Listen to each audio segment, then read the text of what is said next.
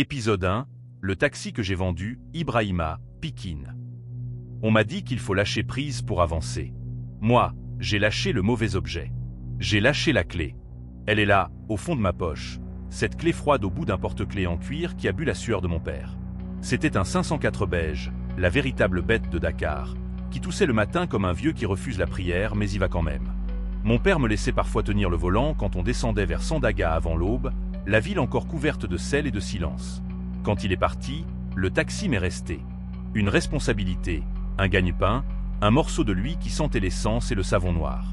J'ai vendu la bête pour son rêve. Le jour où elle m'a dit « Ibrahima, si j'avais un petit fonds, j'ouvrirais une boutique de foulards, de bijoux, de pagnes.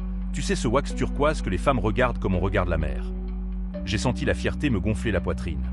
Un homme n'est pas seulement celui qui conduit, c'est aussi celui qui ouvre une porte. Alors j'ai ouvert. J'ai mis l'annonce. J'ai serré la main d'un garçon de Rufisque qui a payé cash. J'ai pris la carte grise comme on prend un acte de naissance retourné au ciel. Et j'ai remis la clé. La boutique a fleuri au début. Color, rire, musique basse. Ces après-midi où le soleil lèche la vitrine et les amis passent. Complimente, achète un peu par amour, beaucoup par contagion.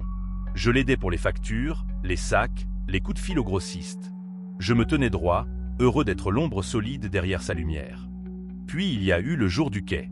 Une chaîne qui glisse, une palette qui dérape, et mon poignet pris entre le fer et la décision trop lente de crier. Le bruit n'a pas été fort. En moi, si. Ma main droite a appris ce que « faible » veut dire, et la nuit a appris à compter mes réveils. C'est drôle comme on se tait quand on a peur de décevoir. Je disais « ça va passer, ce n'est rien, Inch'Allah », comme si la douleur entendait le Wolof et obéissait aux formules. La boutique perdait un peu de vitesse, moi beaucoup de force. Elle gagnait des chiffres, des responsabilités, une allure que j'aimais et qui commençait à ne plus me voir. Le soir, je tournais la clé dans l'air, par habitude. Il n'y avait plus de voiture, mais le geste revenait. Mon père aurait ri. Ou non. Le jour de l'enveloppe, les policiers n'étaient pas là, non. Juste la loi dans un courrier, et la fatigue dans sa bouche. Ce n'était pas un drame à crier. C'était une addition qu'on pose calmement sur la table. On ne peut pas continuer comme ça, qu'elle a dit en regardant mes doigts bandés dont la laine grattait le dos de la main. Je n'ai plus la force d'être ta force. Je n'aurais pas dû céder? À quoi, exactement? À la vente du taxi? À son rêve? À mon silence? À la fierté qui m'a interdit un vrai repos, une vraie rééducation? Je le dis maintenant sans colère, j'aurais dû garder une roue pour moi. Un bout de moteur, une marche arrière. L'amour demande des gestes, mais il demande aussi des limites. Je me suis donné comme un terrain sans clôture, et tout est entré. Le bon, le courant d'air, le vol, la pluie. J'ai repris un banc près de l'arène nationale.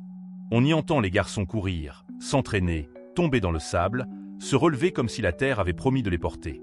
J'y serre la clé de mon père dans la paume, jusqu'à ce qu'elle chauffe et me raconte sa vieille histoire. Ne vends pas le bélier pour acheter de la chance. La chance mange vite. Le bélier mange longtemps. Je n'en veux pas à la femme que j'ai aimée. Je n'en veux pas aux rêves que j'ai nourris. J'en veux au garçon en moi qui confond sacrifice et disparition. Quand je marche sur Pikine en fin d'après-midi, l'ombre de mon bras est plus courte que moi. C'est la preuve. Même la lumière me dit de garder un peu pour moi. Et si j'offre encore, que ce soit comme un chauffeur qui connaît la route, avec des pauses, des pleins, et surtout un volant en main. Même si ce volant, désormais, tient dans une poche.